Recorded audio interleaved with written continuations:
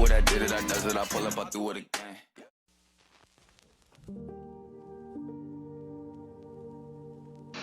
Hey, what's going on, guys? It's Sheep here, back with another tutorial, and today we're going to be teaching you guys how to make a good beat drop on a montage with DaVinci Resolve 16. So, about a month ago, I uploaded a video saying, showing how I edited a montage, the Roxanne montage that I edited, posted like about a month ago, and I did a time lapse of me recording me editing it. So, you guys seems to really enjoy it. So today I'm going to be teaching you guys how to make a good beat drop. So before we get started, you guys are probably wondering, what editing software am I using? Is it free? Is there any limitations? Well, this software is called DaVinci Resolve 16. It's made by Blackmagic Design. It is completely free unless you want to get the studio version with like more features. But personally, I don't need it because I'm not like a professional Hollywood editor. So this is completely free. You can do like effects, color grading, all in one program.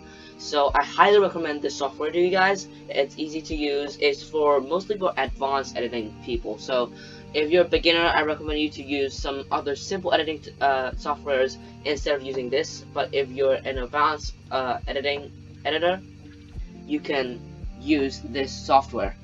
Okay, so now let's get right into the tutorial. First, we have this clip right here that I selected. So let's preview this. By the way, guys, if you want to preview it smoothly, and if your computer doesn't have much allocation of performance and stuff, what you can do is you can select playback, select proxy mode, and select a half or quarter resolution, so that when it plays, it can play smoothly of all of your effects and edits while keeping your video quality low, but it renders at a still like quality that you set, but you just preview it at a low resolution so it's smoother.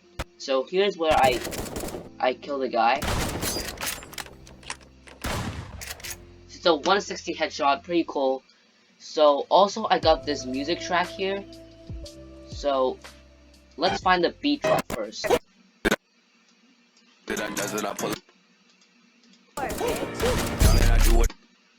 So the beat drop is over here, as you guys can see. The audio right here. So the first thing you want to do is to line up your shot with the beat drop.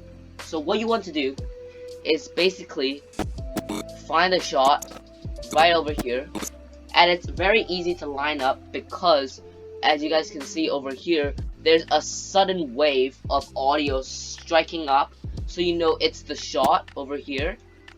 So you guys know it's lined up the shot, and the beat drop is right over here. So you can also see the wave right here. So what I like to do is basically I place a marker over here on the timeline. So this is where the beat drop is. So then I'm gonna move my clip to the beat drop right over here so it aligns, and then move this back if you want it. So this is how it is. Now it's lined up, it's perfectly lined up, and it's actually not that hard for lining up. As you can see, let's play it again. It's already lined up. So this is the first step of every single montage. It's very satisfying for people to watch when it's lined up with the beat drop of the music. So now let's get right into making the effects. Alright, so now we're gonna head into the effects. The first effect that we're going to be putting into the montage and into the shot beat drop is the slow motion or speed ramp effect. Well, this effect is very commonly used in montages, and it slows down so that people can see clearly how beautiful the shot is. So first, what you want to do is what I usually do is cut the video into 3 parts. So you get your blade edit tool right here. You can click the hotkey if you want, and you could first cut it on the beat drop. Cut it a few frames before the beat drop, about over here. So now you have 3 parts of the clip. 1, 2, 3. So what I usually do is first we right click and find retime controls, or you could click Control R if you want. Now you see this down arrow right over here. You click this, click change speed, and click 200%.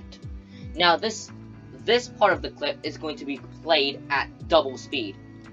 So now we're gonna get back over here, and now we're gonna retime this, Control R again, and retime this to 50%. Now this clip right here is going to be playing half speed. So what we're gonna do now is we're gonna move these 2 clips over here so it lines up. The beat drop is still the same, and this is gonna be the effect.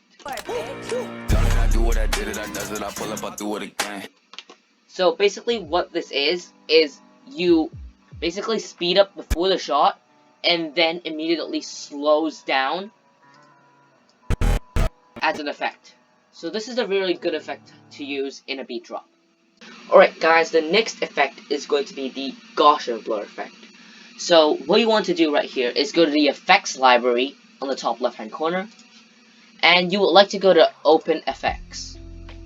Right over here, Resolve FX Blur, you find Gaussian blur. Simply click and drag into the shot clip right over here. So if you go to the Inspector tab right over here, you're able to see there's an Open Effects tab.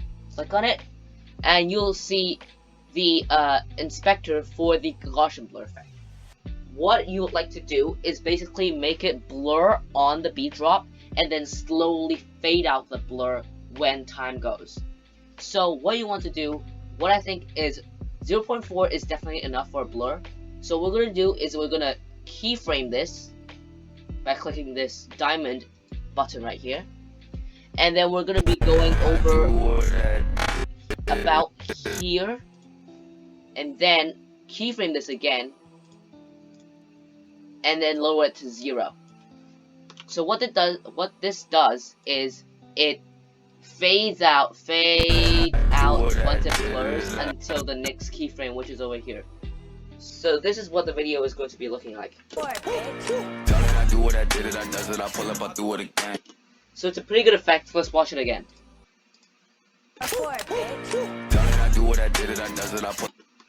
It's actually a pretty good effect to use, especially in like beat drop, like main beat drop shots, which makes the viewer think it's more satisfying to watch.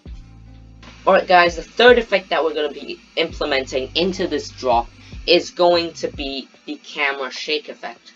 So if you guys seen a lot of montages, whether it's 1v1.lol or other like shooter games, they usually put a camera shake effect into it to look more like dropping on the beat and look like the shot is more powerful. So what we're gonna do is we're gonna go back to Open Effects over here, and we're going to be going still in Open Effects, and we're gonna go search, and we're gonna search camera shake. So over here, Resolve X Transform, there's a camera shake effect. What you want to do is click on it, drag right over here.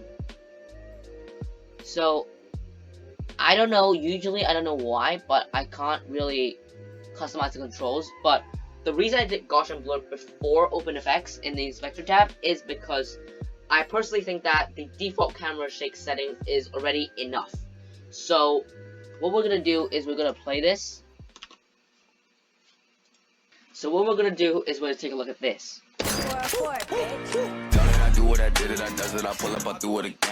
So you see the screen shaking and stuff. This is from the camera shake. So this is actually a pretty good effect to use in montages. A lot of montage beat drops use this effect, so I strongly encourage you guys to actually use this effect. Alright guys, so the last effect that we're going to be using is called a bass swoosh effect. So a lot of people don't know about this effect, and it's actually a really good effect to implement in audios. So basically this is an audio track. I'm going to leave the download link in the description below, and then this is the track. So you can use it as any audio track as you want. What you want to do is you want to go to the beat drop, align it to like about the highest point of the audio wave, and it should sound like this.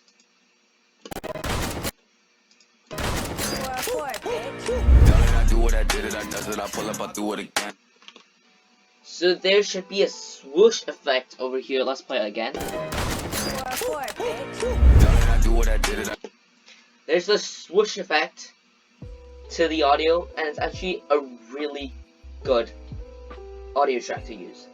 And not gonna lie, this improved my own beat drops a lot. So I really hope you guys understand all the tips that I gave. The slow motion, the Gaussian blur, the camera shake, and also the bass swoosh. So hope you guys really enjoy this video. Be sure to definitely leave a like, comment, and subscribe. And yeah, see you guys next time. See you guys.